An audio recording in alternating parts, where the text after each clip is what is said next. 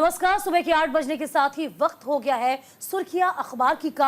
आपके साथ मैं दीपिका सिंह। नमस्कार, आपके साथ मैं हूं सुरभि तिवारी। और सबसे पहले हम आपको ये बता देते हैं कि 3 महीने में तीसरी बार मिले हैं प्रधानमंत्री नरेंद्र मोदी और जेलेंस्की। दैनिक जागरण ने इस खबर को जगह दी है, साथ ही साथ कई बड़ी अखबारों ने भी इस खबर को जगह दी है। दरअसल ये मुलाकात बेहद अहम बताई गई है।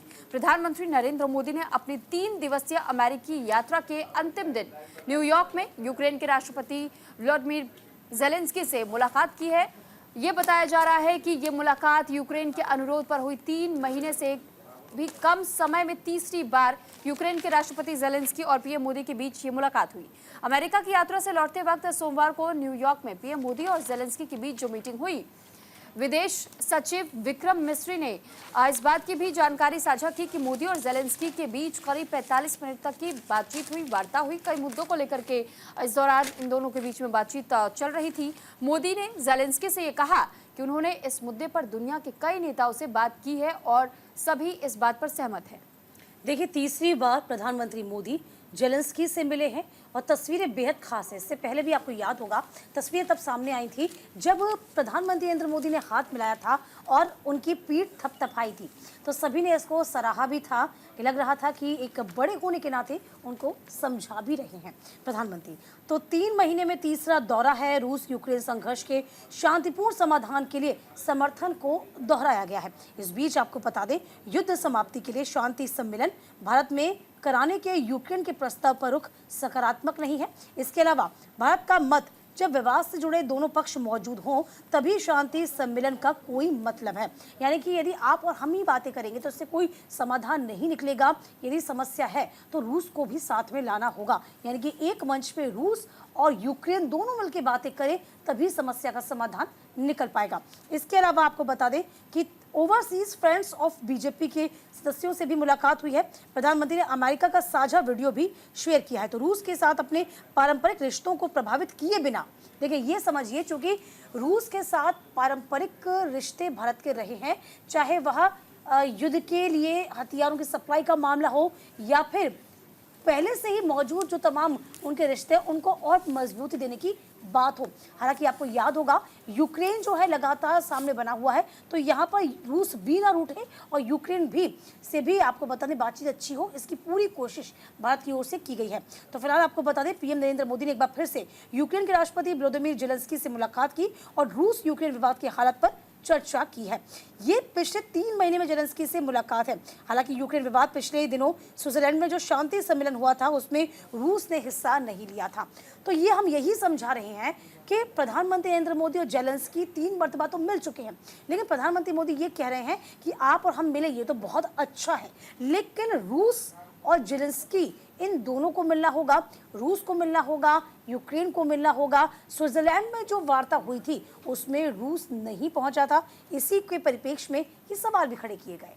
बिल्कुल, देखिए ये तस्वीर जो अभी आपको थोड़ी देर पहले दीपिका ने भी दिखाई और अब मैं भी आपको दिखा रही हूँ, ये दैनिक भास्कर, दैनिक जागरण, तमाम बड़ी अखबारों ने खबर को जगह दी है। ये जो तस्वीर आप देख रहे हैं और ये उसी दौरान की तस्वीर क्लिक की गई है जिस वक्त पहले तो देखिए, इससे पहले भी जो मुलाकात हुई थी न्यूयॉर्क में यूक्रेन के राष्ट्रपति जेलेंस्की से प्रधानमंत्री मिले थे। उसके बाद अब अमेरिका के जब दौरे पर गए तो अंतिम दिन यहाँ पर भी मुलाकात हुई। 32 दिन में दूसरी ये मुलाकात बताई गई और ऐसे में 32 दिनों की बात हम सिर्फ कर रहे हैं कि 32 दिनों में ये दूसरी मुलाकात है, जबकि 3 महीने के अंतराल में ही अब तक 3 बार मुलाकात हो चुकी है। अमेरिका की 3 दिन की यात्रा के दौरान ही प्रधानमंत्री नरेंद्र मोदी न्यूयॉर्क में यूक्रेन के राष्ट्रपति व्लादिमीर जेलेंस्की से मिले। 23 अगस्त को भी मोदी ने यूक्रेन दौरे पर उनसे मुलाकात की थी और भारतीय विदेश सचिव विक्रम मिस्री ने भी इस बात की जानकारी साझा की कि देखिए, लगातार उन बातों को लेकर के चर्चा की जा रही है जिसकी मांग बहुत लंबे समय से चल रही थी कि कब यूक्रेन और जिस तरीके से अब ये पूरा युद्ध जारी है यूक्रेन और रूस के बीच में, ऐसे में कहीं ना कहीं हस्तक्षेप करने की बात भी कही थी कि मध्यस्थता किसी देश को तो करनी होगी और भारत की ओर इशारा किया गया था कि भारत एकमात्र ऐसा देश है जो कि दोनों देशों के साथ में अपने अच्छे संबंध अगर रखता है तो दोनों देशों को इस पूरे मामले के तहत मध्यस्थता कर सकता है, समझाइश कर सकता है। और दीपिका, हमने ये भी देखा कि किस तरीके से लंबे समय से ये युद्ध चल रहा है दोनों देशों के बीच में, लेकिन कहीं ना कहीं सवाल यही है कि आखिर युद्ध थमेगा कैसे। और इसी वजह से शायद कई ऐसे देश हैं जो कि भारत की ओर देख रहे हैं, क्योंकि संदेश भारत ने हमेशा से एक ही दिया है कि कभी भी रास्ता युद्ध के जरिए नहीं ढूंढा जा सकता है, इसके लिए बातचीत करनी जरूरी है। देखिए, आपको भी याद होगा जब रूस और यूक्रेन का युद्ध हुआ था तो कुछ ऐसे राष्ट्र थे जो रूस के साथ हो गए थे, कुछ यूक्रेन के साथ हो गए थे। तब कहीं ना कहीं वर्ल्ड वॉर का खतरा भी मंडरा रहा था। इस बीच जब भारत की ओर देखा गया तो भारत उस वक्त तटस्थ भूमिका में सामने खड़ा होता हुआ नजर आया था, और यही एक बड़ी वजह भी थी सुरभि कि भारत की भूमिका को सभी ने सराहा भी था। इस बीच देखिए, आपको ये भी बता दें कि पश्चिमी एशिया में युद्ध विराम का आह्वान किया गया है। ये अपने आप में बड़ी बात है, क्योंकि विदेश मंत्रालय ने बताया कि पीएम ने पश्चिम एशिया में युद्ध विराम, बंधकों की रिहाई, वार्ता के मार्ग पर लौटने का आह्वान किया, जोर दिया कि द्विराष्ट्र का समाधान सबसे ज्यादा जरूरी है। और देखिए, ये कितनी अच्छी बात कही प्रधानमंत्री मोदी ने, सभी के लिए बात कही गई है। चाहे आप देखिए, चाहे वो गल्फ कंट्रीज का युद्ध हो या फिर आप रूस यूक्रेन का युद्ध हो, हर जगह यदि नौजर दौड़ाएंगे तो प्रधानमंत्री मोदी ने यही कहा है कि ये जो वक्त है ये युद्ध का नहीं है, ये शांति का वक्त है, ये अपने आप को डेवलप करने का वक्त है। आप सब मिलकर साथ काम करें, जो वैश्विक समस्याएं हैं उन पर बातचीत की जाए, उनका हल निकाला जाए, ना कि आपस में ही लड़ा जाए। तो हर मायने से आपको बता दें, भारत की बातों को, भारत को सराहा जा रहा है और तस्वीरें भी आप तक पहुंचा रहे हैं। तो बिल्कुल देखिए, ये तस्वीरें हम आपको दिखा रहे हैं कि किस तरीके से जब प्रधानमंत्री नरेंद्र मोदी अमेरिका पहुंचे थे, उनका जोरदार स्वागत हुआ था, और जब भारत की ओर वापसी की गई थी तो उस दौरान भी हमने देखा कि कैसे प्रधानमंत्री नरेंद्र मोदी से एक और जहां लोग हमेशा ये आस लगाए बैठे रहते हैं, खासतौर पे भारत के, कि भारत का नाम क्योंकि अब ग्लोबल चला गया है, भारत को लेकर के बहुत से देशों को भी अब कहीं ना कहीं वो उम्मीद दिख रही है कि वाकई एक बढ़ती हुई अर्थव्यवस्था है भारत, और इसके लिए तमाम प्रयास भी किए गए हमारे केंद्र सरकार की ओर से। प्रधानमंत्री नरेंद्र मोदी जब भी किसी विदेश के दौरे पर जाते हैं तो वहां पर कई बार जब द्विपक्षीय बातचीत होती है तो द्विपक्षीय बातचीत के तहत में उन रास्तों को तलाशने की कोशिश की जाती है, क्योंकि देखिए, व्यापार जगत से जुड़े हुए मुद्दे हो या रोजगार को लेकर के मुद्दे हो, तो ऐसे में कैसे और इन्वेस्टमेंट लाया जाए भारत में, यानी कि जो अब तक हम निर्यात करते थे अब उसका आयात भी हो सके, और निर्यात और आयात दोनों को बैलेंस रखने की भी एक कोशिश होती है हमेशा से। और इसी के तहत में कैसे मैन्युफैक्चरिंग हब भी अब भारत को बनाया जा रहा है हर क्षेत्र में, और इसके और भी लगातार भारत प्रयास कर रहा है। और इसके तहत में हम ये मान सकते हैं कि अब तक जितने दौर की कई वार्ताएं हुई हैं तमाम देशों के साथ में, उसका असर भी हम भारत में धीरे धीरे देख रहे हैं। अब चलिए खबरों में हम आगे बढ़ेंगे और अब बात उत्तर प्रदेश की भी कर लेते हैं। बिल्कुल, उत्तर प्रदेश में ढाबा रेस्टोरेंट वाले को बतानी होगी अपनी पहचान। सीएम योगी आदित्यनाथ ने एक बार फिर से इस बात का जिक्र करते हुए नजर आए हैं। तो उत्तर प्रदेश में आपको बता दें कि साफ तौर पर रेस्टोरेंट वाले को, चाहे होटल वाले हों, सभी को एक बार फिर से अपनी पहचान बतानी होगी। और देखिए, एक बार फिर से ये जो मामला है वो गर्मा रहा है। उत्तर प्रदेश में सभी खाने पीने की दुकान हो, ढाबे हो, होटल्स हो, रेस्टोरेंट हो, अब मालिक और मैनेजर का नाम भी लिखना अनिवार्य होगा। मुख्यमंत्री योगी आदित्यनाथ ने खान पान की वस्तुओं में मिलावट करने वालों के खिलाफ कठोर कार्रवाई के निर्देश दिए हैं। हाल ही में सामने आई विभिन्न घटनाओं के मद्देनजर ये आदेश जारी किया गया। देश के विभिन्न क्षेत्रों में ऐसी घटनाएं घटी हुई हैं, उसका संज्ञान लिया है। राजधानी लखनऊ में एक उच्च स्तरीय बैठक भी इस बाबत की गई थी और सीएम योगी आदित्यनाथ ने इस बाबत एक बार फिर से आदेश जारी किए हैं। आपको याद होगा, जब कांवड़ियों का जिक्र हुआ था, कांवड़ियों यात्रा का जिक्र हुआ था, तब भी सीएम योगी आदित्यनाथ ने कहा था कि जो दुकानदार हैं वह अपनी पहचान बताएं, जो रोड साइड के दुकानदार हैं वो अपनी पहचान ज़रूर बताएं। हालांकि इस पूरी बात को लेकर काफ़ी आलोचना भी झेलनी पड़ी थी, लेकिन अभी हाल ही में जिस तरह की घटनाएं तमाम रेस्टोरेंट से आई हैं, ढाबा से आई हैं, आपने देखा होगा कि थूक लगाने की बात सामने आई है, और यही तमाम जो चीज़ें हैं जो लोगों में भय का माहौल पैदा करती हैं और उनकी भावनाओं से खिलवाड़ किया जाता है, शुद्धता के साथ खिलवाड़ होता है। इसी को लेकर अब सीएम योगी आदित्यनाथ ने एक बार फिर से ये कह दिया है। तो बिल्कुल देखिए, ये दैनिक जागरण की खबर आप देख रहे हैं, फ्रंट पेज पे है। वहीं इससे पहले मैंने आपको ये खबर भी दिखाई, ये आप देखेंगे दैनिक भास्कर में। तो देखिए, अलग अलग खबरों ने, अलग अलग अखबारों ने इस खबर को जगह दी है और हम आपको हर अखबार में उस खबर को बताने और दिखाने की कोशिश कर रहे हैं कि किस तरीके से ये आदेश जो जारी किया गया है, ये जो फरमान जारी किया गया है, योगी आदित्यनाथ ने कहा है कि अब उत्तर प्रदेश में चाहे वो ढाबा मालिक हो, चाहे वो रेस्टोरेंट के मालिक हो, होटल के मालिक हो, या फिर किसी भी तरीके का अगर कोई ऐसा बिजनेस चला चला रहे हैं, जहां पर लोगों को व्यंजन परोसे जा रहे हैं, भोजन उनको खिलाया पिलाया जा रहा है। तो ऐसे में अपनी पहचान से जुड़ी हुई जानकारी साझा करनी होगी, यानी कि नेम प्लेट लगाना होगा, और यह अनिवार्य कर दिया गया है। यानी हर किसी के लिए जरूरी होगा ये, चाहे कोई किसी भी समुदाय से क्यों ना आता हो। अगर आप इसमें इस बिजनेस में है, यानी फूड बिजनेस में है, तो आपके लिए ये आदेश जारी है। तो देखिए, ये भी कहा गया है कि सीसीटीवी लगाना भी अनिवार्य है, क्योंकि जिस तरीके से मेरे सहयोगी दीपिका ने भी आपको इस बारे में जानकारी दी और उन्होंने बताया कि कैसे कई ऐसे मामले आए थे जो कि कहीं ना कहीं किसी के भी मन में घृणा पैदा करते, तो उसको लेकर भी लोगों से ये कहा जाता था कि अगर आप नहीं जान पा रहे हैं कि कहां पर आप बैठ करके भोजन कर सकते हैं, आप किसे शुद्ध शाकाहारी वाकई माने या ना माने, ऐसे में विश्वास किसी का विश्वास को ठेस ना पहुंचे, उसे आघात ना पहुंचे, इसके लिए अब कहा गया है कि अगर सीसीटीवी लगता है तो ऐसे में निगरानी रखी जा पाएगी। कभी भी कोई शिकायत आती है तो सीसीटीवी के जरिए उन फुटेजेस को दोबारा से खंगाला जा पाएगा कि क्या वाकई में किसी तरीके की कोई गड़बड़ियां की गई हैं या सही तरीके से लोगों को खाना परोसा जा रहा है। यहां तक यह भी कहा गया है अब कि सीएम योगी आदित्यनाथ, जब उत्तर प्रदेश के मुख्यमंत्री योगी आदित्यनाथ ने खाने पीने को लेकर के एक आदेश जारी किया, तो उन्होंने कहा कि वस्तुओं में मानव अपशिष्ट मिलाने की घटनाएं पर सख्त रुख अपनाते हुए एक फैसला लिया जा रहा है। और इसी के तहत उन्होंने इस बात की जानकारी साझा की थी कि ढाबा और रेस्टोरेंट के लिए मालिक और कर्मचारियों के नाम और पता लिखना भी अनिवार्य होगा। दीपिका, इससे पहले भी हमने देखा था कि सावन में तो देखिए जब ये इशू आया था तब तो कोर्ट ये मामला पहुंच गया था। अब जब ये अनिवार्य कर दिया गया है, आपको लगता है क्या कि दोबारा से इस मामले को लेकर के राजनीति होगी और दोबारा मामला कोर्ट पहुंचेगा? देखिए, अब जो समस्या है, पहले तो ये कह दिया गया था एक पर्टिकुलर, यानी कि साफ तौर पे जिक्र कर दिया गया था, कांवड़ियों से इसको अटैच कर दिया गया था, कांवड़ियों से कनेक्ट कर दिया गया था, तब सभी ने इसका विरोध किया था। लेकिन हाल ही के दिनों में जो घटनाएं सामने आई हैं, उन घटनाओं से सभी ने सबक लिया। अब जान लीजिए, आपको याद होगा गाजियाबाद का लोनी का वो मामला सामने आया था, जब दुकानदार आमे ने जूस में पेशाब मिलाकर वो बेच रहा था। शामली में एक ठेला दुकानदार जूस में थूक मिलाता हुआ, उसका वीडियो वायरल हुआ था। गाजियाबाद के एक रेस्टोरेंट में कॉकरोच मिलने की जो घटना थी वो सामने आई थी। और यहाँ पर यही एक बड़ी वजह है कि सीएम योगी आदित्यनाथ अब कह रहे हैं कि सफाई का ख्याल रखिए, और ना सिर्फ सफाई का ख्याल रखिए बल्कि आप अपनी कास्ट भी बताइए, आपको अपना समुदाय बताना होगा, ये उन्होंने कह दिया है। अच्छा, निर्देश क्या कुछ जारी किए हैं, जरा ये भी जान लीजिए। खान पान की वस्तुओं की शुद्धता पवित्रता सुनिश्चित की जाए, पहला। दूसरा, शेफ और वेटर के लिए मास्क ग्लव्स पहनना अनिवार्य कर दिए गए हैं। तीसरा, रेस्टोरेंट होटल में सीसीटीवी कैमरा लगाना अब जरूरी हो गया है। चौथा, अपशिष्ट आदि मिलाने पर संचालक के खिलाफ कार्रवाई होगी।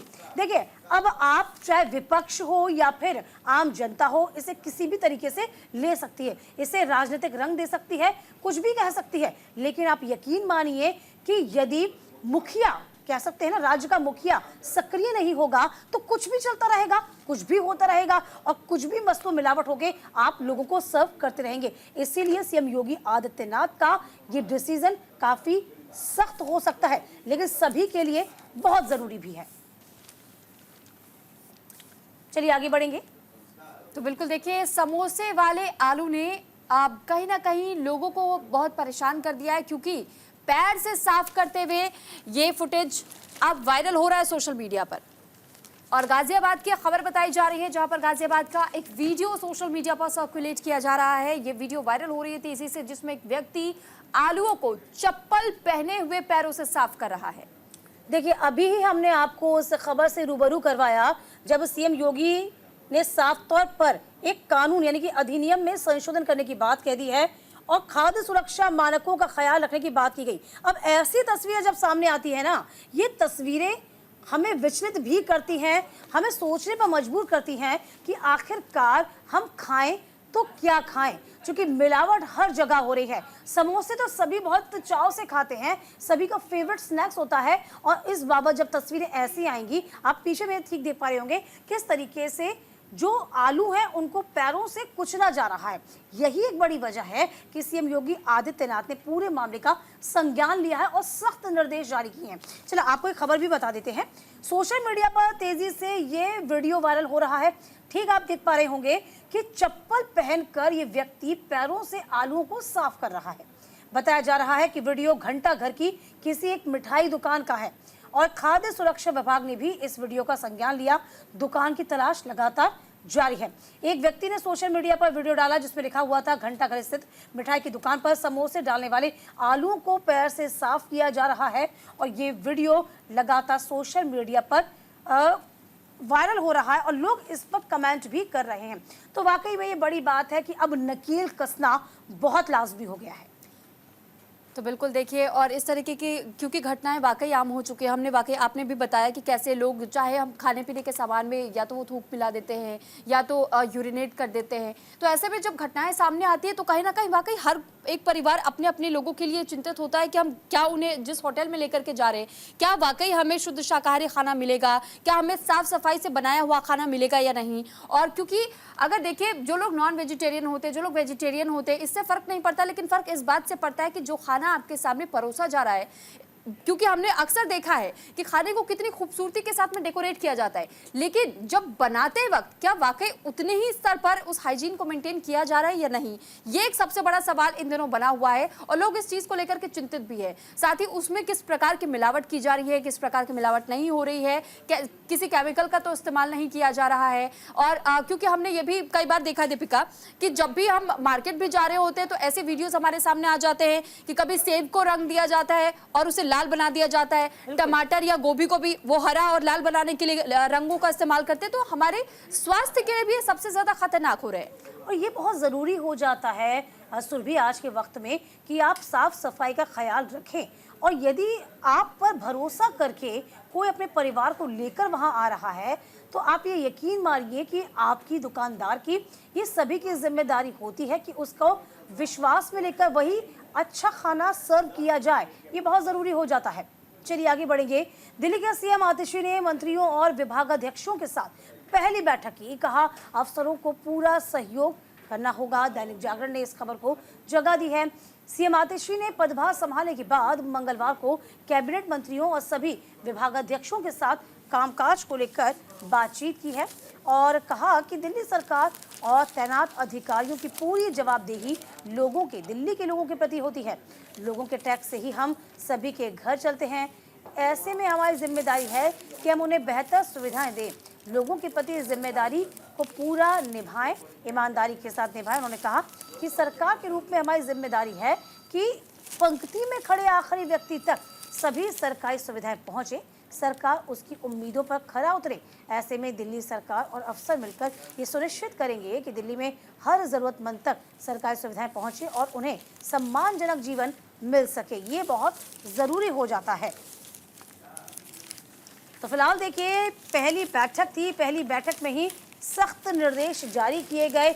जनता के काम को प्राथमिकता दी जानी बहुत ज़रूरी है और इसे प्रायोरिटी पर रखा जाना चाहिए, ये साफ तौर पर आतिशी कहती नजर आई हैं। तो फिलहाल वाकई देखिए आतिशी की ओर से कहा गया है कि पूरी मेहनत की जाएगी और साथ ही साथ एक और जहां इससे पहले हमने आपको ये तस्वीर दिखाई थी कि किस तरीके से प्राचीन हनुमान मंदिर पहुंची हुई थी। ये जो तस्वीर इस वक्त आप देख रहे हैं अपनी टीवी स्क्रीन पर, और अब ये देखिए न्यूज़पेपर में भी इस खबर को जगह दी गई है। वही तस्वीर हम आपको यहाँ भी दिखा रहे हैं कि जनता के काम को लेकर भी उन्होंने कहीं ना कहीं आश्वस्त किया है कि हम जनता के लिए काम करेंगे। और ये जब प्राचीन हनुमान मंदिर पहुंची थी आतिशी, उस दौरान की तस्वीरें ये आतिशी आपको दिखाई दे रही होंगी। और ये हनुमान मंदिर है दिल्ली का, जहां सीएम भी यानी कि जो पूर्व मुख्यमंत्री अरविंद केजरीवाल है वो भी माथा टेकने के लिए पहुंचे थे जब उन्हें जेल से आजादी मिली थी। और ये तब की तस्वीर है जब मुख्यमंत्री का पदभार आतिशी ने ग्रहण किया था। तो अगले ही दिन आतिशी यहां पहुंची थी और साथ ही एक और जहां उन्होंने ये कहा कि मैं एक बार फिर से मुख्यमंत्री बनते हुए देखना चाहूंगी अरविंद केजरीवाल को अगले विधानसभा चुनाव में, जब जनता उन्हें चुनकर के लाएगी तब तक वो कुर्सी खाली छोड़ी है। उन्होंने रामायण काल का जिक्र करते हुए भी कहा कि इसी वजह से वो एक कुर्सी को खाली रख रही हैं कि जिस तरीके से भगवान राम को जिस दौरान 14 वर्षों का वनवास हुआ था तो भरत ने उस राजगद्दी को संभाला था, लेकिन वो खुद राजगद्दी पर नहीं बैठे थे, उन्होंने उनकी चरण पादुका रखी थी। और ठीक उसी प्रकार मैं भी अरविंद केजरीवाल की मुख्यमंत्री पद पर वापसी की उम्मीद करूंगी और उसी उम्मीद के साथ इस चेयर को खाली रखा जाएगा, लेकिन तब तक जो मेरी जिम्मेदारी है उन जिम्मेदारियों से हम पीछे नहीं हटेंगे। और आतिशी ने खुल करके कहा कि देखिए हम जनता पर पूरी तरीके से भरोसा कर रहे हैं, जनता पर ही उनका हक छोड़ रहे हैं कि जनता हमारा साथ दे और हम जनता के लिए हर एक उम्मीदों पर खरा उतरने की कोशिश करेंगे, उनके लिए जितने काम हमारी ओर से संभव हो पाएंगे उन कामों को करेंगे। तो ये आतिशी की ओर से कहा गया है। देखिए, आपको बता दें, आतिशी जिस तरीके से नजर आई थी, वो तरीका ही बड़ा उनका कह सकते हैं कि काबिल तारीफ था। जब पदभार ग्रहण किया था, मीडिया के सामने रूबरू हुई थी, कहा था 6 महीने के लिए मुझे सीएम बनाया जा रहा है, मैं सिर्फ अपने कर्तव्यों का निर्वहन कर रही हूं, इस सीट पर, इस कुर्सी पर सिर्फ अरविंद केजरीवाल ही बैठेंगे। हालांकि देखिए, जो मीटिंग कल हुई थी विभागाध्यक्षों के साथ, उसमें स्पष्ट कर दिया था कि जनता के काम में उनकी प्राथमिकता है, यानी कि ब्यूरोक्रेसी को साफ तौर पे भी कहा गया था, तमाम मंत्रियों को भी समझाइश दी गई, कहा कि कोई कोताही बर्दाश्त नहीं की जाएगी। इस बैठक की यदि हम जिक्र करते हैं, कैबिनेट बैठक थी जिसमें गोपाल राय, कैलाश गहलोत, सौरभ भारद्वाज, इमरान हुसैन, मुकेश अहलावत के साथ साथ मुख्य सचिव धर्मेंद्र सहित सरकार के सभी विभाग के विभागाध्यक्ष मौजूद थे। इस मौके पर मुख्यमंत्री आतिशी ने कहा कि दिल्ली सरकार और दिल्ली में तैनात अफसरों की पूरी जवाबदेही दिल्ली के लोगों के प्रति होगी। दिल्ली के लोगों के द्वारा टैक्स से ही हमारे घर चलते हैं और हम उनको बेहतर से बेहतर सुविधाएं दें, ये हमारी प्राथमिकता होनी चाहिए और हम पूरी जिम्मेदारी के साथ, पूरी ईमानदारी के साथ अपना काम करें।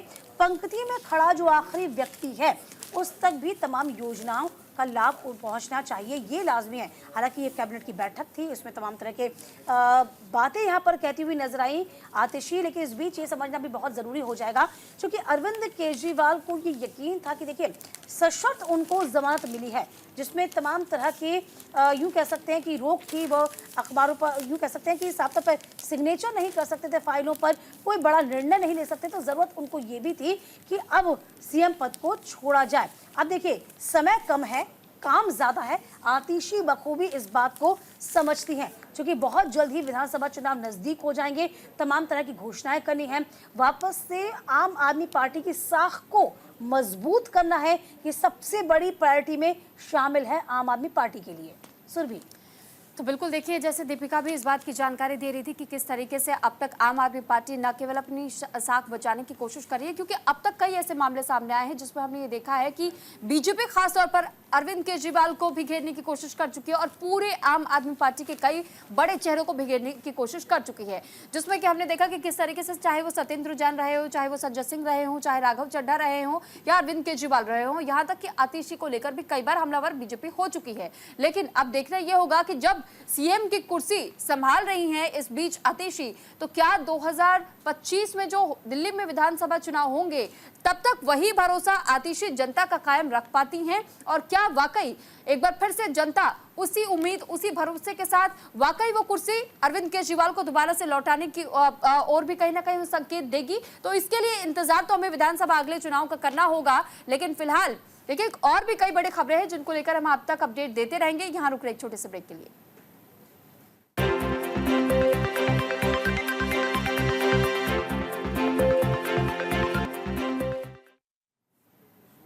चलिए, वेलकम बैक। बढ़ेंगे खबरों में आगे। कर्नाटक के सीएम सिद्धारमैया पर अब केस चलेगा। जी हां, जमीन घोटाले का ये पूरा मामला है। अमर उजाला ने इस खबर को जगह दी है। मैसूर शहरी विकास प्राधिकरण केस में कर्नाटक हाईकोर्ट ने मुख्यमंत्री सिद्धारमैया को राहत नहीं दी है। हाईकोर्ट ने सीएम सिद्धारमैया पर केस चलाने की मंजूरी दे दी है। हाईकोर्ट ने सुनवाई के दौरान कहा कि याचिका में बताएं तथ्यों की जांच करने की जरूरत है। तो बिल्कुल देखिए, ये जो हेडलाइन आप देख रहे हैं, दरअसल ये अमर उजाला में फ्रंट पेज पर खबर है। यहाँ तक कि अलग अलग अखबारों ने भी इस खबर को जगह दी है, क्योंकि ये खबर बेहद बड़ी खबर है। दरअसल हाईकोर्ट ने राज्यपाल का आदेश बरकरार रखा है, मुख्यमंत्री की याचिका खारिज कर दी गई है। साथ ही ये जानकारी हम आपको दे दें कि सिद्धारमैया की ओर से कहा गया है, सियासी साजिश की लड़ाई जीत कर रहूंगा। उन्होंने ये भी कहा है कि सरकार की गरीब समर्थक पहलू को कमजोर करने की भाजपा और जेडीएस की सियासी साजिश है। सियासी जीवन में कई साजिशों का सामना मैंने किया है, लोगों के आशीर्वाद से जीतता रहा हूं और ये लड़ाई भी जीत जाऊंगा। साथ ही इसको लेकर के लेकिन बीजेपी ने एक और हमला बोला है सिद्धारमैया पर, और ये कह दिया है बीजेपी ने कि अपनी कुर्सी सिद्धारमैया को छोड़ देनी चाहिए, कि अगर लोगों की आंखों में वो धूल झोंकने का काम कर रहे हैं, भ्रष्टाचार में वो खुद भी शामिल होते हैं, उनका परिवार भी शामिल हो रहा है, तो जनता कैसे भरोसा करेगी, वो सेवा कैसे करेंगे लोगों की। यहाँ तक कि देखिए, कर्नाटक बीजेपी अध्यक्ष BY विजेंद्र ने ये कहा है कि मुख्यमंत्री को तुरंत इस्तीफा दिया जाना चाहिए। आज हमें जीत मिली है। और पूर्व मंत्री राजीव चंद्रशेखर ने कहा कि इसमें खड़गे के परिवार को भी लाभ मिला है, यानी कि एक बड़ा आरोप कांग्रेस के खेमे में भी लगा दिया गया है। और अब कहीं ना कहीं बीजेपी कर्नाटक में सेंधमारी करने की कोशिश तो कर रही है, लेकिन एक और जहां सिद्धारमैया पर सवाल खड़े किए गए हैं तो वहीं ये तक कह दिया गया है कि इसमें मिली भगत और लाभ पहुंचाया गया है मल्लिकार्जुन खड़गे और उनके परिवार को भी। अब देखना यह होगा कि कांग्रेस की प्रतिक्रिया क्या आती है, क्योंकि सिद्धारमैया ने तो अपनी प्रतिक्रिया इस पर दे दी है। दीपिका, जाहिर सी बात, देखिए बहुत मुश्किल है बीजेपी के लिए। हम पहले भी ये बहुत कई बार कर चुके हैं कि हिंदी बेल्ट में बीजेपी का वर्चस्व काफ़ी अच्छा है, लेकिन जैसे जैसे हम साउथ में जाते हैं बीजेपी वहाँ थोड़ी कमज़ोर होती हुई नजर आती है। कर्नाटक में कांग्रेस की सरकार है, सिद्धारमैया पर सीधे सीधे सवाल खड़े हुए हैं, लेकिन अब चूंकि हाईकोर्ट ने इस पूरे मामले का संज्ञान लिया, हाईकोर्ट ने आदेश जारी किया, तो अब जाहिर सी बात है कि मामला अब पेचीदा जरूर हो गया है। जरा समझिए, चूंकि लाभ याची के परिवार को मिला, जांच जरूरी है, ये कोर्ट ने कहा है। अब जरा जान लीजिए, जस्टिस नागप्रसन्ना ने कहा कि याचिकाकर्ता सत्ता के पद पर नहीं होते तो इतने बड़े पैमाने पर लाभ नहीं मिलता। ठीक है, दूसरी बात, लाभ किसी बाहरी नहीं बल्कि याचिकाकर्ता के परिवार को मिला है, इसलिए तथ्यों की जांच जरूरी है। सिद्धारमैया की तरफ से वरिष्ठ वकील अभिषेक मनु सिंघवी ने कहा कि मामला 1990 के दशक का है, शिकायत अब दायर की गई है, 2 सप्ताह स्टे दिया जाए। जस्टिस नागरत्ना ने कहा, मैं अपने ही आदेश पर रोक नहीं लगा सकता, याचिका खारिज की जाती है। देखिए, इस खबर को और भी ज्यादा विस्तार से समझिए तो आप जानेंगे कि कर्नाटक के सीएम की मुश्किलें और भी ज्यादा बढ़ती जाएंगी, क्योंकि सिद्धारमैया ने कहा कि वे जांच का सामना करने से नहीं झिझकेंगे, ये तो उनकी ओर से कहा गया। अच्छा, विशेषज्ञ क्या कह रहे हैं, जरा ये भी जान लीजिए। विशेषज्ञों से परामर्श भी करेंगे विशेषज्ञ, क्या कानून के तहत ऐसी जांच की अनुमति है। ये सिद्धारमैया कह रहे हैं कि मैं एक मुख्यमंत्री के पद पर आसीन हूं, उसके बावजूद क्या मुझ पर ऐसी कार्रवाई की जा सकती है। सिद्धारमैया ने एनडीए पर मुश्किलें बढ़ाने का आरोप लगा दिया। इस बदले की राजनीति के खिलाफ न्याय संघर्ष लड़ाई जारी रहेगी। वहीं deputy CM DK Shivakumar ने कहा कि इस्तीफे का तो सवाल ही नहीं खड़ा होता है। चलिए, अब जब फ्लैशबैक में यदि आप जाएंगे तो झारखंड के सीएम आपको याद होंगे किस तरीके से उन पर भी तमाम तरह के, हेमंत सोरेन पर सवालिया निशान खड़ा हुआ था, उनको जेल भेजा गया था। हालांकि सबूतों के अभाव में उनको जमानत दे दी गई, केस तो अभी भी चल रहा है, लेकिन अब क्या सिद्धारमैया की मुश्किलें बढ़ेंगी, ये देखने वाली बात होगी। बिल्कुल। और देखिए, ये हाईकोर्ट के ओर से जो कहा गया है ये भी हम आपको बता देते हैं। जांच इसलिए भी जरूरी है क्योंकि लाभार्थी कोई और नहीं है बल्कि याचिकाकर्ता यानी मुख्यमंत्री का परिवार है।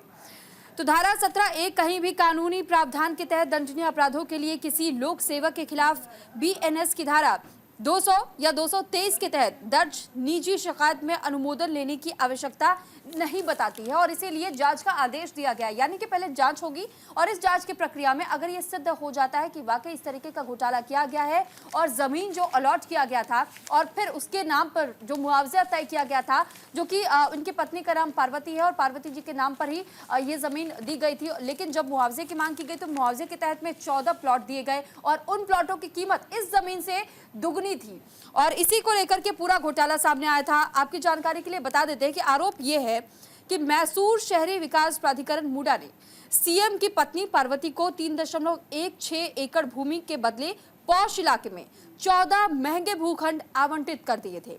जस्टिस नाग प्रसन्ना की एकल पीठ ने कहा कि भ्रष्टाचार रोधी कानून की धारा 17(1) के तहत मंजूरी मांगना शिकायतकर्ता का कर्तव्य है।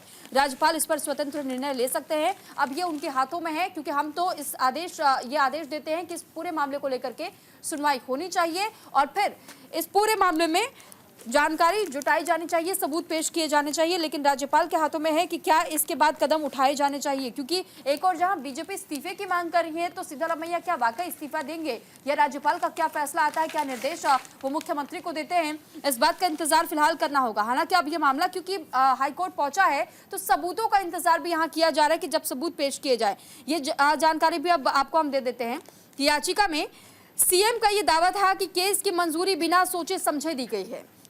ये वैधानिक आदेशों और संवैधानिक सिद्धांतों के खिलाफ है। संविधान के अनुच्छेद 163 का उन्होंने जिक्र किया है और ये कहा है कि इसी के तहत मंत्री परिषद की सलाह जरूरी होती है। राज्यपाल ने भ्रष्टाचार निरोधक अधिनियम 1988 की धारा 17(a) और भारतीय नागरिक सुरक्षा संहिता की धारा 218 के तहत सिद्धारमैया के खिलाफ पिछले माह मुकदमा चलाने की अनुमति दी थी। अब देखिए कई ऐसे धाराओं का जिक्र किया जा रहा है, कई ऐसे कॉन्स्टिट्यूशनल में भी राइट्स का जिक्र किया जा रहा है। सिद्धारमैया ने सीधा ये कह दिया है कि संविधान की धारा 163 को आप समझेंगे तो इस संवैधानिक पद पर आसीन किसी भी व्यक्ति के खिलाफ आप ऐसे शिकायत नहीं लगा सकते और ना ही आदेश दे सकते हैं कि इस पर केस चलना चाहिए। सबसे पहले तो आप इस बात को प्रूफ कीजिए, क्योंकि मैं खुद पहले से एक संवैधानिक पद पर विराजमान हूं, लोगों की सेवा कर रहा हूं, तो पहले बिना किसी सबूत के आप इतना बड़ा आरोप कैसे लगा सकते हैं, और ये मेरी छवि को खराब करने की कोशिश है। अब इसी के तहत ये समझना होगा, देखना होगा, इंतजार करना होगा कि आखिर आगे आने वाले समय में क्या सिद्धारमैया वाकई अपनी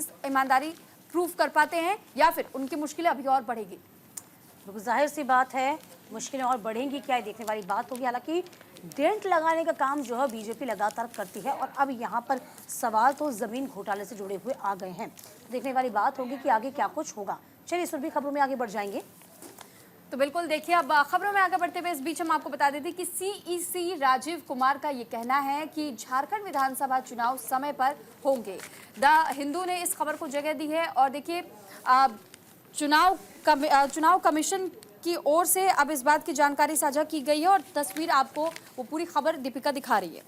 देखिए, Jharkhand assembly polls will be held on time से सीईसी राजीव कुमार। तो फिलहाल देखिए आपको बता दें, election commission conducts review meeting in the state cautions against the partial conduct, यानी कि chief election commissioner CEC Rajiv Kumar said on the Tuesday the assembly election in the Jharkhand would be held on time.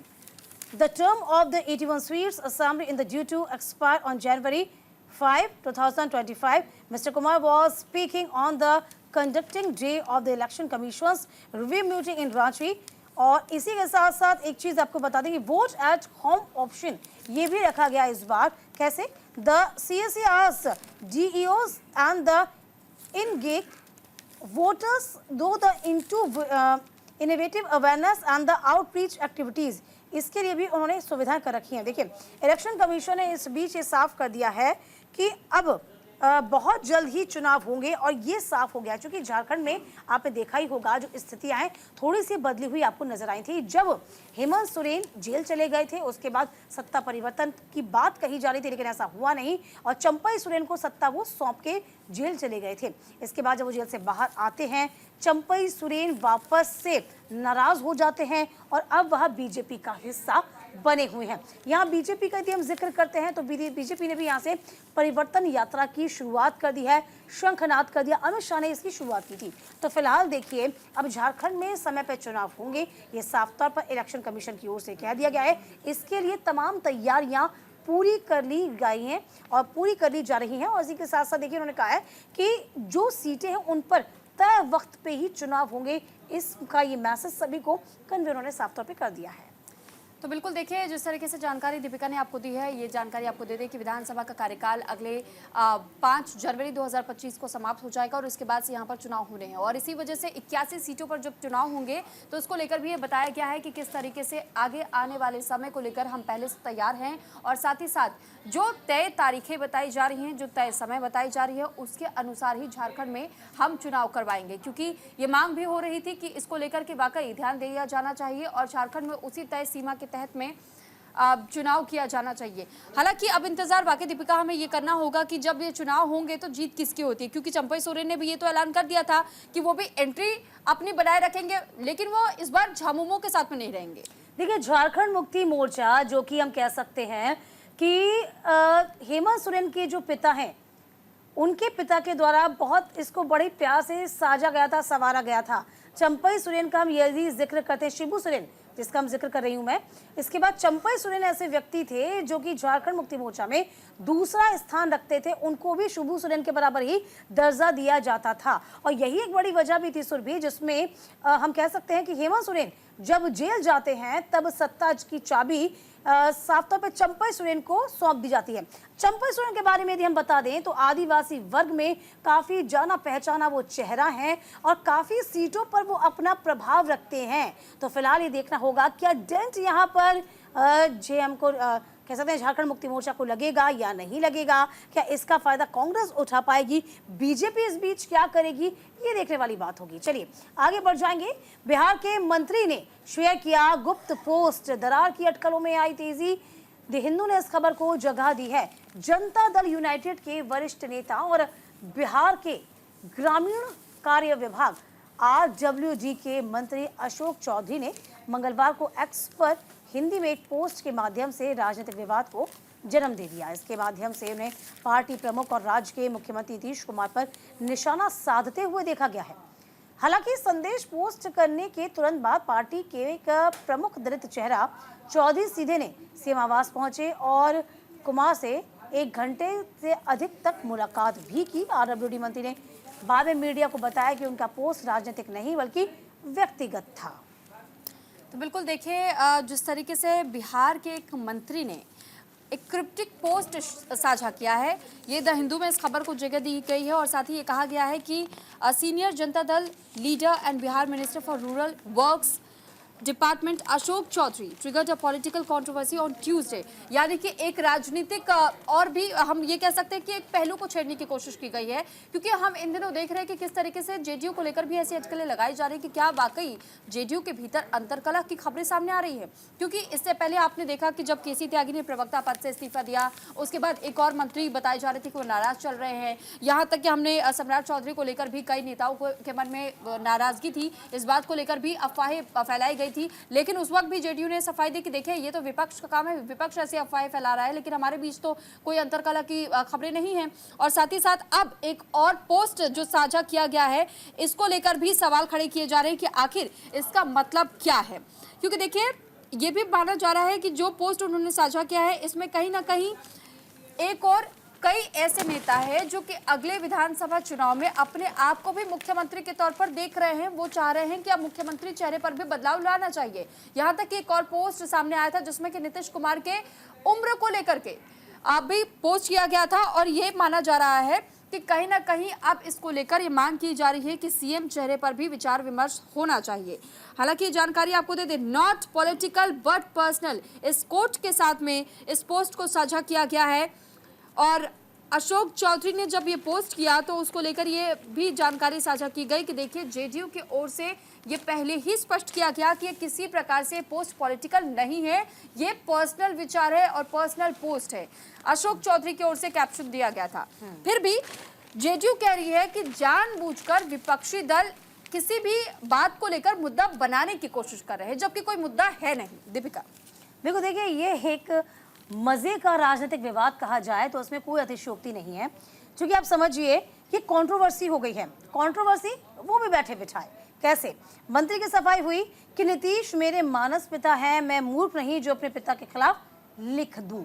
लेकिन यहाँ पर उनके बयान को ऐसा ही माना जा रहा है, क्योंकि आप यदि लाइन देखेंगे तो लाइन एक बार फिर से मैं आपको दिखाती हूँ जो अखबार में छापी गई है। इस लाइन पर एक बार फिर से फोकस करिए और दिखाइए कि इस लाइन के मायने क्या है। क्योंकि आप जब लाइन देखेंगे तो आपको ही तमाम चीज़ें जो हैं बड़ी स्पष्ट होंगी, बड़ी स्पष्टता के साथ आपको समझ में आ पाएंगी। तो देखिए, लिखा है मंत्री अशोक की पोस्ट में, एक उम्र के बाद कोई ना पूछे तो छोड़ दीजिए, ये नीतीश पर तंज माना गया। हालांकि अब बगले झांकते नजर आ रहे हैं। इस बीच आपको बता दें कि पूरे दिन ये वीडियो वायरल हुआ, सभी ने इसके बड़े मजे लिए। पोस्ट की एक लाइन थी, एक उम्र के बाद कोई आपको ना पूछे या कोई पीठ पीछे आपके बारे में गलत कह रहा है तो दिल पर लेना आप छोड़ दीजिए। ये लाइन सीएम नीतीश कुमार पर तंज के रूप में प्रचारित हुई है और नीतीश ने कोई रिटायर होने की सलाह दे दी तो कई इसे घोर आपत्तिजनक बता रहे हैं। यदि हम आरजेडी की बात करते हैं, कहा कि जदयू में विद्रोह शुरू हो चुका है, ये आरजेडी का कहना था। अच्छा, ताश के पत्ते की तरह बिखर जाएगा, ये आरजेडी कह रहा है। अच्छा, आपको ये भी बता दें, पूरे दिन भर ये मामला बड़ा गरमाया रहा। पूरे दिन भर जुबानी जंग जो थी वो चलती रही, तंज जो थी यहाँ वहां से दोनों तरफ से चल रहे थे। नीतीश की साख पर सवाल नहीं उठ सकता, ये जेडीयू ने कहा। सीएम पर तंज कोई बर्दाश्त नहीं करेगा, ये उपेंद्र कुशवाहा ने कह दिया। जदयू में विद्रोह है, ये ट्रेलर है, पिक्चर अभी बाकी है, ये राजद का कहना है। तो आरजेडी इस पूरे मामले को लेकर सुर भी बड़े ही तंज कस रही है और कह रही है कि देखिए, आप तो बड़ी बड़ी बातें किया करते थे ना, उन बड़ी बड़ी बातों का क्या हुआ। अब देखिए, जेडीयू में जो है कहीं ना कहीं दबे स्वर में ही सही लोगों की ज़बां पर अब नीतीश को लेकर सवाल खड़े उठना शुरू हो चुके हैं। और ये तो खाली ट्रेलर मात्र है, पिक्चर तो अभी बाकी है। बिल्कुल सही कह रही हैं आप, क्योंकि कहीं ना कहीं देखिए आरजेडी ने तो सवाल खड़े किए ही हैं, लेकिन अब ऐसे कई नेता हैं जो कि जेडीयू से भी सामने आ रहे हैं और कई बार चाहे वो बाद में उसे इस तरीके से जरूर दर्शा देते हैं कि ये महज मजाक है और इसे पर्सनल इस तरीके से ना लेकर के जाया जाना चाहिए, ये हमारी ओर से पर्सनल तौर पर साझा किया गया है एक मजाक के तौर पर, ना कि इसे राजनीतिक रूप दिया जाना चाहिए। इस पर जिस तरीके से हमने आपको ये जानकारी दी थी कि अशोक चौधरी ने भी अपने पोस्ट पर एक और कैप्शन देते हुए इसे पोस्ट किया था, लेकिन सीएम की उम्र को लेकर के बार बार जिस तरह सवाल खड़े किए जा रहे हैं, तो क्या वाकई आने वाले समय में अब ये मांग और तेज हो जाएगी कि सीएम को अब अपनी जगह छोड़ देनी चाहिए, किसी और को भी मौका दे देना चाहिए? देखिए, यहाँ पर उपेंद्र कुशवाहा का जिक्र करें तो उपेंद्र कुशवाहा ने कहा अशोक चौधरी का पोस्ट आपत्तिजनक है, उनके बारे में उम्र का हवाला देकर कोई तंज कसे ये बिल्कुल गलत है। जब बात निकल गई तो सफाई का क्या मतलब है, यानी कि आप अब ये बात कह रहे हैं तो सफाई करने का कोई मतलब तो बनता ही नहीं है। अब आप सफाई देके लेंगे तो क्या हासिल करेंगे? तो देखिए ये एक बड़ी जानकारी भी देते हुए नजर आए हैं। चलिए सुरभि आगे बढ़ जाते हैं खबरों में। बिल्कुल, तो देखिए सुप्रीम कोर्ट ने पंजाब एनआरआई कोटे को लेकर के एक फैसला सुनाया और साथ ही हम आपको ये जानकारी दे दें और ये तस्वीर भी सबसे पहले हम आपको दिखा देते हैं कि कैसे SC slams PB NRI quota, ये आप हेडलाइन में देखेंगे अलग अलग अखबारों में और हिंदी अखबार में यह अमर उजाला का पेपर है, फ्रंट पेज पे आपको ये खबर देखने को मिलेगी, मेडिकल कॉलेजों में एनआरआई कोटा धोखाधड़ी है और ये बंद होना चाहिए, सुप्रीम कोर्ट ने कहा है। ऐसा सुप्रीम कोर्ट की ओर से क्यों कहा गया है ये भी बता देते हैं। दरअसल विदेश में बसे मामा ताया के रिश्तेदारों को प्रवेश मिले, मेधावी छात्र रह जाए, ऐसा नहीं होने देंगे, सुप्रीम कोर्ट ने कहा। साथ ही साथ देखिए पीठ ने कहा है कि एनआरआई कोटे के इस कारोबार को हमें बंद कर देना चाहिए। हम अपनी शिक्षा प्रणाली के साथ धोखा कर रहे हैं, हम जानते हैं कि किसने निपटाना किया है और साथ ही हाईकोर्ट ने मामले को बहुत ही बारीकी से भी निपटाया है। तो ये पूरा मामला जब सामने आया था, इसको लेकर के सुप्रीम कोर्ट ने पंजाब के मेडिकल और डेंटल कॉलेजों में अप्रवासी भारतीयों यानी एनआरआई के दूर के रिश्तेदारों को दाखिल दिए जाने को लेकर के सरासर धोखाधड़ी बताया है और इसे कहा है कि जल्द से जल्द बंद कर दिया जाना चाहिए, क्योंकि जो छात्र बहुत लंबे समय से मेहनत कर रहे होते हैं इस कोटे के तहत में, यानी एनआरआई स्टूडेंट्स का जो कोटा ब्लॉक होता है, जो सीट ब्लॉक होती है, ऐसे में जो टैलेंटेड छात्र होते हैं उन टैलेंटेड छात्रों का एक वो सीट गायब हो जाता है, वो सीट खत्म हो जाती है और कहीं ना कहीं उनके साथ में धोखाधड़ी होती है और हम ऐसा बिल्कुल भी नहीं चाहते और इसीलिए ये हम उम्मीद करते हैं कि लोग इसे समझें और इसे तुरंत बंद किया जाना चाहिए। देखिए मंगलवार को पंजाब के मेडिकल कॉलेज में अनिवासी भारतीय एनआरआई कोटे के विस्तार की निंदा की गई। इसे धोखाधड़ी कहा गया जो मेधावी छात्रों को प्रवेश प्रक्रिया से बाहर कर देता है। भारत के मुख्य न्यायाधीश सीजीआई धनंजय वाई चंद्रचूड़ की अगुवाई वाली पीठ ने पंजाब और हरियाणा एचसी के आदेश को चुनौती देने वाली याचिकाओं के एक सेट को खारिज कर दिया, जिसमें एनआरआई के दूसरे के यानी कि दूर के रिश्तेदारों सहित एनआईए का जो कोटा होता है, मानदंड होता है, उसको व्यापक बनाने के लिए पंजाब सरकार के कदम को रद्द कर दिया है। हमें अब इसे एनआरआई कोटा व्यवसाय को बंद करना होगा। देखिए ये बहुत बड़ी बात कही है, क्योंकि यहाँ पर जब सुप्रीम कोर्ट कोई बात कहता है तो उस बात के बहुत मायने होते हैं। सुप्रीम कोर्ट ने इसको एक बिजनेस के तौर पर, एक व्यवसाय के तौर पर लिया है और वह कहा है कि ये पूरी तरीके से बंद होना चाहिए।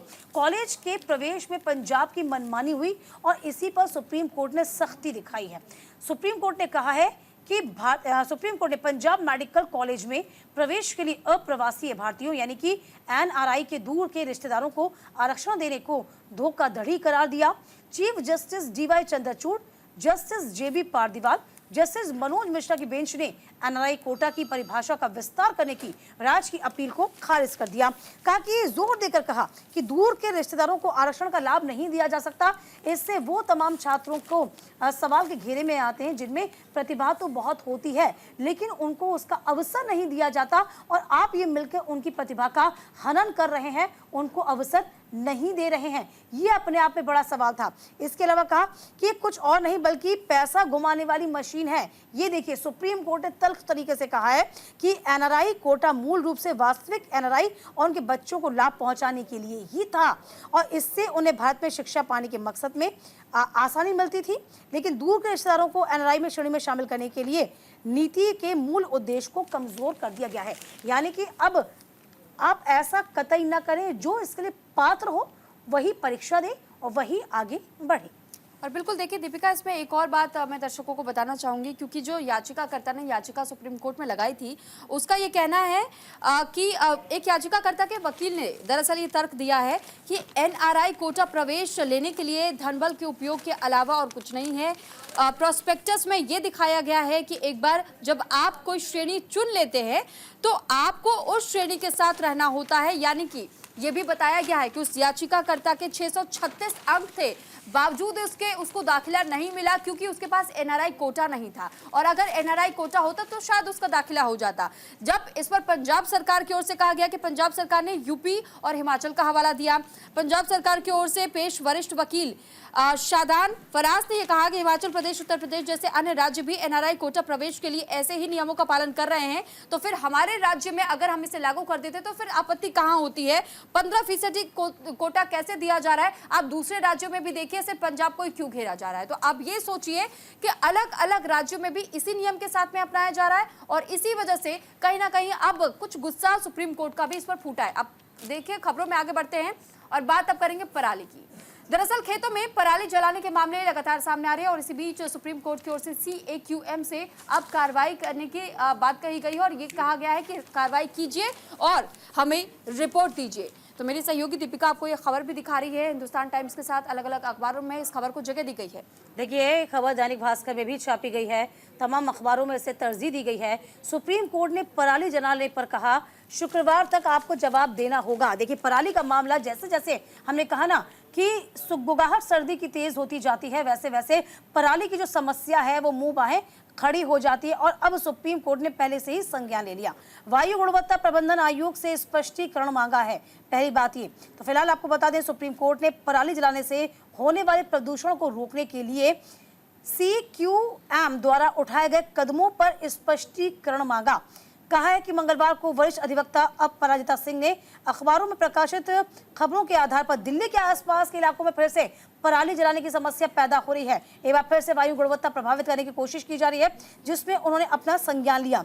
दिल्ली प्रदूषण नियंत्रण बोर्ड को अप्रभावी बताया गया था। आपको याद होगा, 27 अगस्त को शीर्ष अदालत ने दिल्ली और NCR के प्रदूषण नियंत्रण बोर्ड में स्टाफ की कमी है, ये बात पहले भी कह चुका है, पिछले साल भी कह चुका है, इस साल भी वही बात कही गई कि स्टाफ की कमी है, और कोर्ट ने 30 अप्रैल 2025 से पहले 5 NRI राज्यों को खाली पड़े, यानी कि NCR पदों को, जो राज्य पड़े हैं उनको भरने के आदेश जारी किए। ये अपने आप में बड़ी बात हो जाती है। सुनबी बिल्कुल, तो देखिए जिस तरीके से हम आपको ये जानकारी दे रहे हैं कि कैसे पॉल्यूशन को लेकर के हर बार एक मुद्दा उठता है, और साथ ही साथ अब दिल्ली की अगर हम बात करते हैं तो देखिए दिल्ली में भी हर बार ये कहा जाता है कि पराली अगर जब कई राज्यों में जलाई जाती है तो वही पराली का धुआं पूरी तरीके से दिल्ली की ओर भी बढ़ जाता है, और दिल्ली NCR में ऐसे में लोगों को बहुत ज्यादा दिक्कतों का सामना करना पड़ जाता है। और इसी से जुड़ी हुई अगली खबर भी है। अगली खबर भी हम आपको ये बता देते हैं कि दिल्ली में जिस तरीके से पॉल्यूशन का खतरा बढ़ता चला जाता है, इसको लेकर के अब AQI का अगर हम जिक्र करते हैं तो एक बार फिर से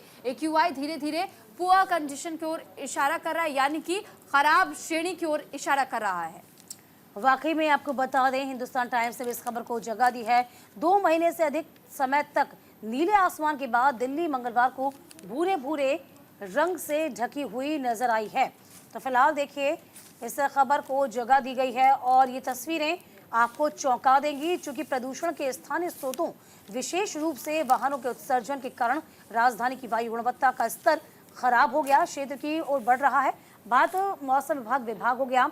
IMD ने राजधानी के कुछ हिस्सों में बहुत हल्की बारिश की भविष्यवाणी की, लेकिन इससे प्रदूषण के स्तर में कोई कमी आने की संभावना नजर नहीं आई है। और चलिए इसी के साथ सुर्खियां अखबार की में आज के लिए फिलहाल इतना ही। हम दोनों को दीजिए इजाजत। नमस्कार। नमस्कार।